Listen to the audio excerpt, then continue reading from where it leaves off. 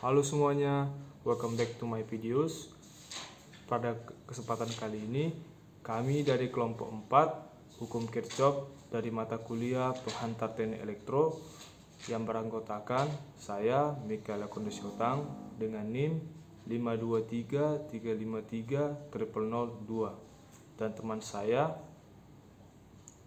Nah, pada kesempatan kali ini kami akan mempresentasikan sebuah simulasi tentang materi hukum Kirchhoff. Adapun tugas ini kami buat demi menuntaskan tugas dari dosen mata kuliah Penghantar Teknik Elektro, yaitu Bapak Asmi Rizky STMT.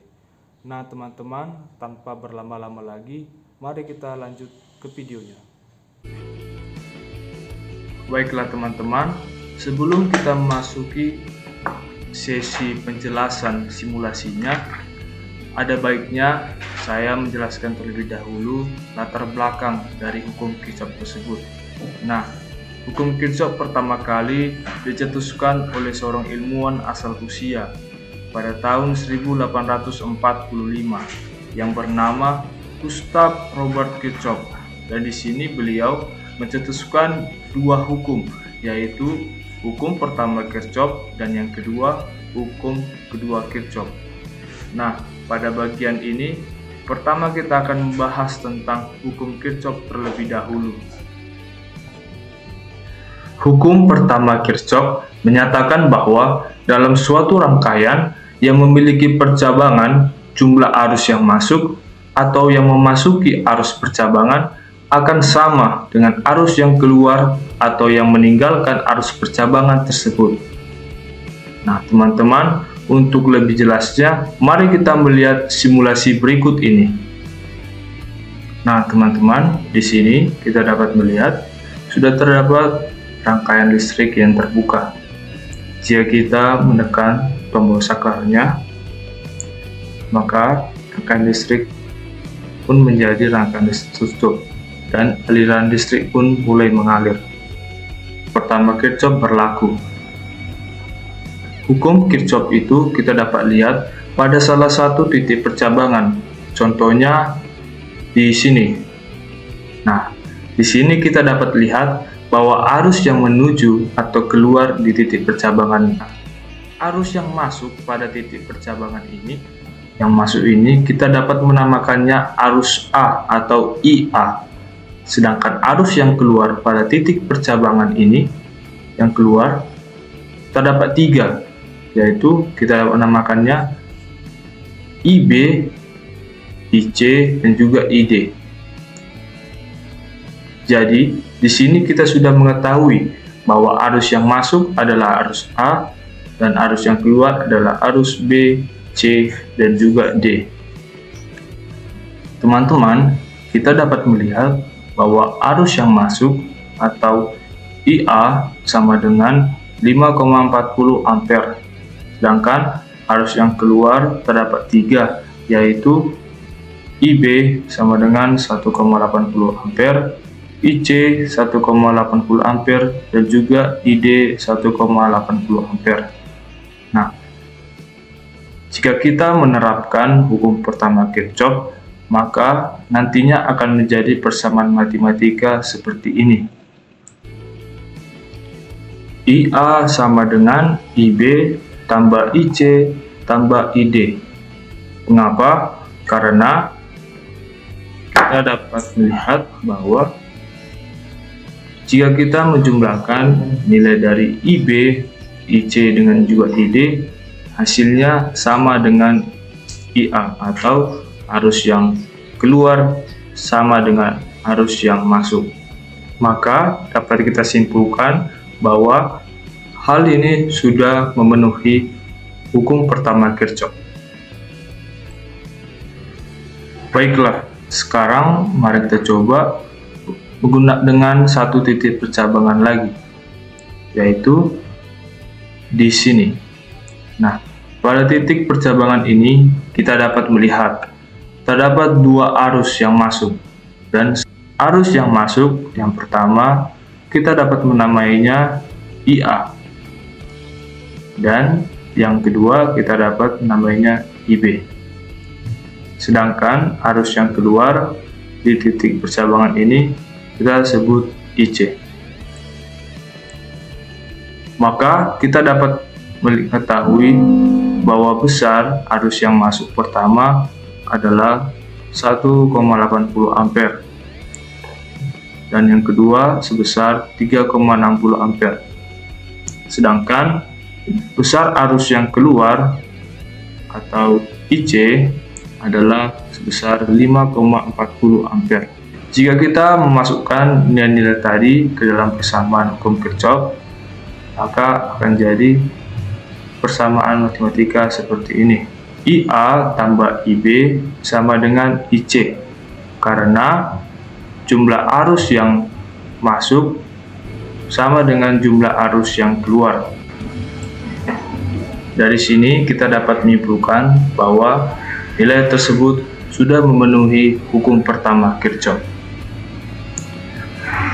Oke, jadi seperti itu contoh ilustrasi dari hukum Kirchhoff yang pertama, yaitu jumlah arus yang masuk akan sama dengan jumlah arus yang keluar. Baiklah teman-teman, selanjutnya kita akan membahas tentang hukum kedua Kirchhoff. Hukum kedua Kirchhoff menyatakan bahwa jumlah aljabar beda potensial atau tegangan itu sama dengan 0 pada rangkaian tertutup, yang berarti jumlah tegangan yang disuplai oleh sumber tegangan seperti baterai dan atau sumber daya lainnya harus sama dengan jumlah tegangan yang dihabiskan oleh elemen-elemen dalam loop tersebut. Atau jika dirumuskan secara matematis, yaitu sigma pi tambah sigma i dikali R sama dengan 0 pada suatu rangkaian tertutup. Oke teman-teman, di sini kita dapat melihat sudah terdapat sebuah rangkaian tertutup. Nah, di sini kita dapat melihat terpasang 3 buah baterai 9 volt, di mana ketiga buah baterai ini terpasang dengan sisi kirinya yaitu sumbu negatif dan kanannya sumbu positif. Di sebelah bawah kita juga dapat melihat terdapat baterai 9 volt yang sama, yaitu sumbu kirinya negatif, sumbu kanannya positif. Juga terdapat satu pasang resistor dengan nilai 10 ohm. Nah teman-teman, berbeda dengan hukum pertama Kirchhoff. Di hukum pertama Kirchhoff kita dapat menentukan secara langsung nih berapa nilai arusnya, karena arusnya itu sama. Di sini karena nilai tegangannya itu 0, kita tidak dapat menentukan secara langsung berapa sih nilai arusnya. Jadi kita untuk menentukan nilai arus, kita harus menganalisis arusnya secara manual. Nah, kita dapat menggunakan hukum kedua Kirchhoff tadi, yaitu sigma pi ditambah sigma i dikali R sama dengan 0 pada suatu rangkaian tertutup. Setelah itu, kita harus memprediksi arah arus terlebih dahulu. Nah, apakah arah arusnya itu searah jarum jam atau berlawanan arah jarum jam? Contohnya pada rangkaian ini, kita dapat memilih. Kita memisalkan bahwa kita menggunakan arah arusnya itu berlawanan arah jarum jam. Berarti nanti arahnya mulai dari sini ke sini, sini, seperti itu. Setelah kita menentukan arah arusnya, kita juga harus menentukan arah loopnya teman-teman, atau putarannya. Nah, tipsnya untuk menentukan arah loop, kita harus menyamakannya dengan arah arusnya supaya mendapatkan nilai yang lebih akurat. Nah, jadi karena tadi kita memilih arah loopnya itu berlawanan arah jarum jam, jadi arah loopnya akan berlawanan arah jarum jam juga. Itu dari sini sampai situ. Oke. Nah, teman-teman, kemudian kita tinggal mengikuti arah loopnya saja. Harus diperhatikan bahwa saat kita mengikuti arah loop, jika kita melewati kutub positif duluan, maka nilai tegangannya positif dan sebaliknya. Langsung saja, misalnya kita memilih titiknya berada di sini. Sebenarnya bebas mau pilih di mana saja. Nah, karena kita tadi memilih arahnya itu berlawanan arah jarum jam, maka kita berputar ke sebelah kiri. Nah, di sini kita ketemu dengan sumbu positif baterai 9 volt. Dan bergeser lagi, bertemu dengan sumbu positif lagi dan sumbu positif lagi. Nah, maka hasilnya adalah hasilnya bermuatan positif. Jika kita menjumlahkan nilai ketiga buah baterai ini, maka hasilnya sebesar 27 volt. Setelah itu teman-teman, kita cari lagi baterainya. Nah, di sini kita bertemu dengan sumbu negatif baterai 9 volt. Maka kita tulis kurang 9 saja. Kemudian, bagaimana untuk arus? Kita dapat melihat resistornya.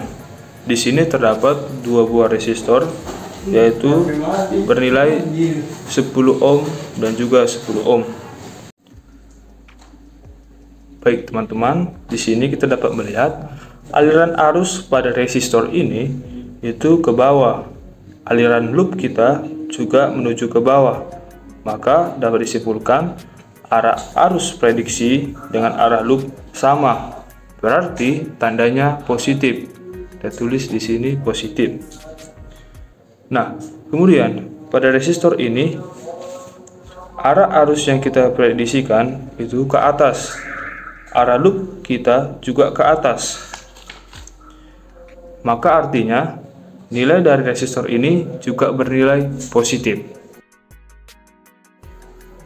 Nilai I tidak kita ketahui hasilnya, kita tulis saja I dikali R nilainya 10.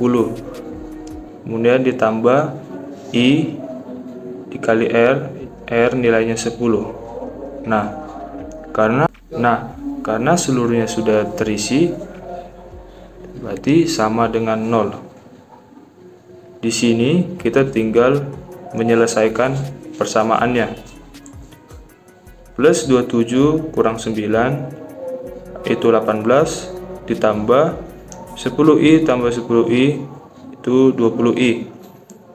Maka 18 tambah 20i sama dengan 0. Kemudian 18 pindah ruas ke kanan, jadi 20i sama dengan minus 18, i sama dengan minus 18 per 20, yang hasilnya minus 0,9. Nah, artinya apa? Artinya yang pertama, nilai arusnya itu adalah 0,9. Sedangkan negatif itu menandakan bahwa arah arus yang kita prediksikan itu salah. Harusnya arah arusnya itu tidak berlawanan arah jarum jam, melainkan searah jarum jam. Nah, teman-teman, untuk membuktikan pada simulasi ini, kita dapat menekan tombol saklar ini untuk menampilkan arah arusnya. Apakah benar arah arusnya itu searah dengan jarum jam? Baiklah teman-teman, demikianlah contoh penerapan dari hukum kedua Kirchhoff dengan satu loop atau satu putaran.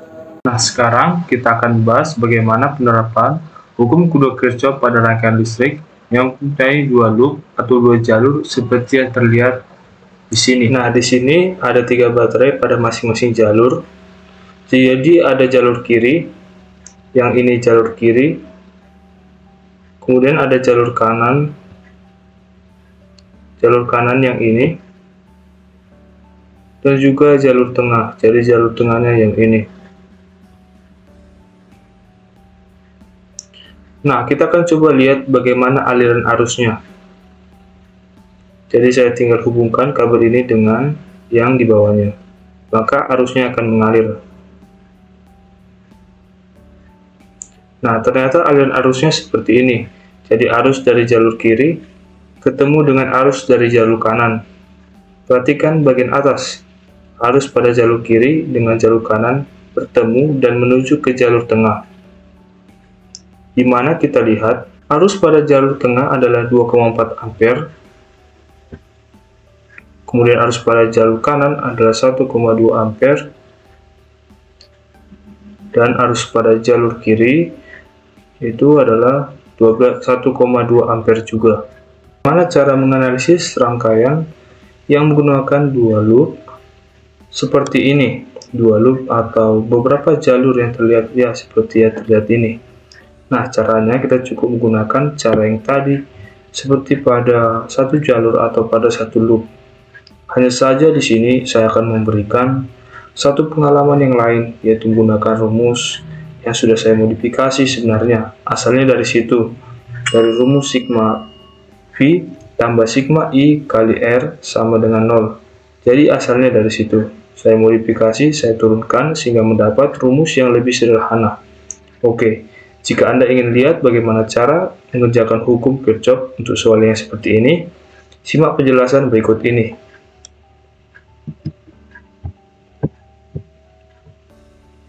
Oke, sebelum kita mulai mengerjakan soal ini, pertama kita harus diberikan dulu beberapa simbol. Yang pertama pada cabang tengah ini, kita berikan simbol di mana titik yang bagian atas namanya titik A, jadi ini titik A. Dan titik yang bagian bawah ini namanya titik B. Kemudian untuk tegangan pada cabang kiri, ini saya sebut sebagai F1, 27 volt, ini adalah R10 ohm. Untuk yang tengah saya sebut sebagai F2, 9 volt, dan ini adalah R2 nya. Sedangkan untuk yang kanan ini adalah F3, 27 volt juga. Sedangkan ini adalah R3 nya, 10 ohm. Nah, rumus cepat untuk menyelesaikan soal seperti ini adalah begini. Jadi VAB atau tegangan antara titik A dan titik B, di sini tegangan antara A dan B itu sama dengan R paralel dikali V1 per R1 ditambah V2 per R2 ditambah V3 per R3. Seperti itu mencari babnya, di mana RP itu adalah paralel dari hambatan di setiap cabang. Jadi hambatan di cabang kiri diparalelkan dengan di cabang tengah dan cabang kanan. Dimana untuk mencari RP atau R paralelnya, cara cepatnya seperti ini. KPK dari ketiga nilai R, kemudian dibagi dengan A tambah B tambah E tambah C. Seperti itu. Nah, mari kita mulai menyelesaikan rangkaian ini. Jadi kita akan mencari berapa nilai arus pada setiap cabang. Satu lagi kita misalkan untuk di cabang A, di cabang kiri, maksudnya itu arusnya ke arah sini, ini ke bawah. Kemudian untuk arus di cabang tengah juga ke bawah, kita misalkan yang kiri kita namakan, karena di F1 kita namakan I1, yang tengah kita namakan I2, dan yang kanan juga kita misalkan arusnya ke kanan, kita namakan dia I3. Seperti itu. Nah, pertama kita cari bab dulu. Jadi bab atau cari RP-nya dulu. Oke, untuk cari RP-nya kita selesaikan di sini. Oke, pada cabang kiri R1-nya 0, R2-nya itu yang tengah 10, R3 juga 10. Maka KPK dari R1, R2, R3 adalah 10.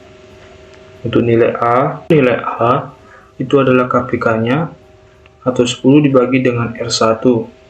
Berarti 10 bagi 1. Untuk B, KPK-nya dibagi R, 2 10 bagi 10 1. Dan untuk C, KPK dibagi R, 3, berarti 10 bagi 10 juga 1, sehingga RP-nya adalah 10. 1 tambah 1 tambah 1 sama dengan 3. Jadi 10/3 ohm. Oke, kemudian kita lanjut mencari PAB-nya.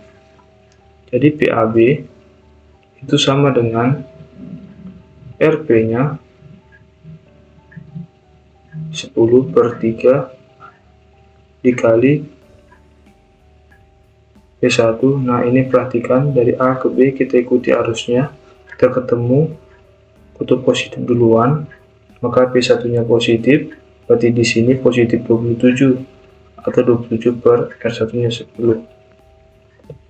Ditambah P2/R2 saat mengikuti arus pada jalur tengah A ke B, kita ketemu pada FP2-nya negatif duluan, maka di sini untuk V2 dia bernilai negatif ya, jadi bukan positif tapi nilainya negatif. Jadi negatif P2/R2, V2-nya adalah 9, R2-nya adalah 10. Kemudian pada jalur kanan dari A ke B ikuti arusnya, kita lihat kita ketemu kutub positif duluan pada V3, maka V3-nya adalah positif, 27/R3-nya 10. Oke, jadi ini 10/3. Dikali ini kan penyebutnya sama semua, berarti tinggal dioperasikan saja. 27 dikurang 9 itu adalah 18. 18 tambah 27 jadi 18 tambah 27 87,5. Ini 4, oke, jadi 45/3. Ini kita sudah dapat PAB-nya yaitu sebesar 45/3 150 bagi 9 ya. 150 bagi 9. Oh sorry, salah tulis, bukan per 3 ya, jadi per 10 maksudnya. Ini kan per 10 ya, oke, per 10, sehingga kita bisa ini 10 bagi 10 habis 4, 5 bagi 3 itu adalah 15 ya, jadi VAB-nya yaitu 15 volt. Jadi VAB 15 volt. Oke, kemudian untuk mencari arus I1, I2, I3, kita tinggal gunakan hukum kedua Kirchhoff, yaitu misalkan kita mau cari arus I1 kan pada cabang kiri. Berarti kita pakai rumus hukum kedua Kirchhoff, berarti sigma, bukan sigma, VAB untuk cabang sama dengan sigma V tambah sigma I kali R.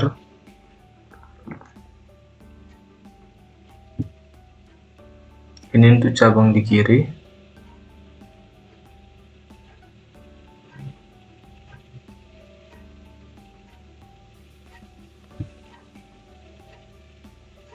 Oke, VAB kita sudah dapat. Itu adalah 15 volt. Nah, pada cabang kiri sigma F-nya hanya ada I1 dan kita mengikuti lalu jalur kiri A ke B. Nah, kita ketemu positif duluan, berarti di sini 27 positif tambah I kali R. I-nya itu 1, R-nya 10, I kali 10. Kemudian 27 pindah ruas jadi 15 kurang 27, 10 kali I. 15 kurang 27 itu adalah negatif 12 ya, 12 sama dengan 10I. Maka I-nya adalah negatif 1,2 ampere. Artinya arus di cabang kiri itu 1,2 ampere dan arahnya yang kita prediksikan itu ke bawah salah karena di sini nilainya negatif. Berarti seperti itu. Jadi pada cabang kiri kita lihat arusnya 1,2 ampere dan arah yang sebenarnya adalah ke atas bukan ke bawah, seperti itu.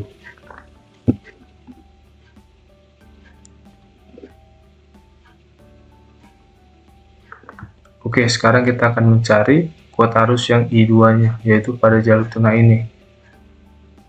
Nah, kita gunakan rumus hukum kedua Kirchhoff, yaitu VAB sama dengan sigma V tambah sigma I kali R untuk jalur tengah. Nah, kita lihat tadi VAB-nya adalah 15 volt. Kemudian pada jalur tengah ini sigma V-nya adalah 9 volt. Dan ketika kita mengikuti arah A ke B, kita ketemu kutub negatif duluan. Maka 9 ini bernilai minus 9. Berarti di sini minus 9 ditambah I kali R. I-nya adalah I, R-nya 2. Minus 9 pindah ke dua sebelah. Berarti 9 tambah 15. Berarti jadinya 24.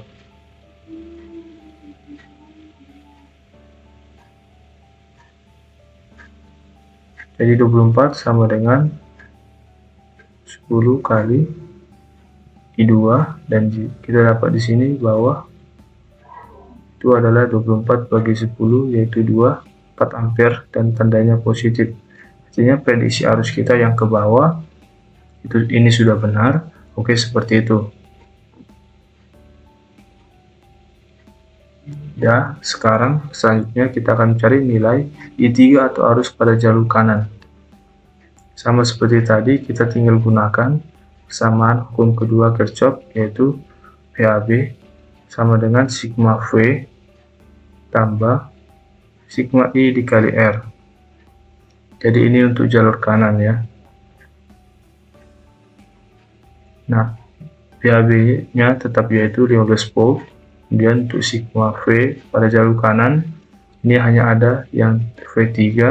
Kalau kita ikuti urutannya sesuai arah arus yang kita prediksikan dari A ke B, kita ketemu kutub positif duluan. Maka di sini untuk 27 voltnya positif, yaitu 27. Kemudian untuk sigma I kali R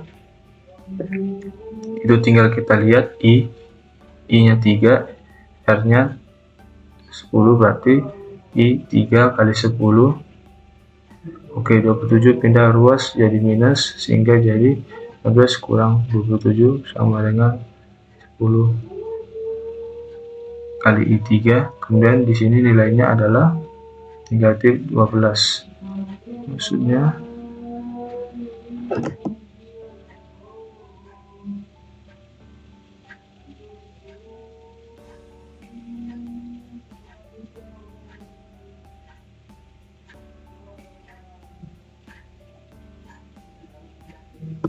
sama dengan 10 kali I3. Jadi I3 dapatkan di sini adalah negatif 1,2 ampere. Dan negatif di sini sekali lagi menunjukkan bahwa arah arus yang kita prediksikan seperti ini salah, harusnya sebaliknya, yaitu ke arah atas seperti ini. Jadi kita prediksi. Nah, berdasarkan hasil perhitungan secara manual kita dapatkan tadi bahwa nilai I1 itu adalah negatif 1,2 ampere, nilai I2 adalah 2,4 ampere, dan nilai I3 adalah negatif 1,2 ampere. Jadi kita simpan di rangkaiannya di sini jadi negatif 1,2 ampere, dan di sini 2,4 ampere, dan di sini negatif 1,2 ampere.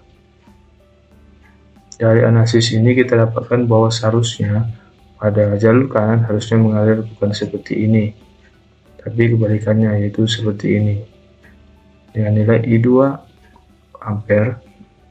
Kalau pada I2 sudah benar seperti ini, dan pada I3 atau jalur kanan harusnya juga bukan seperti ini harusnya, tapi seperti ini, searah dengan aliran ini dengan nilai I2 ampere.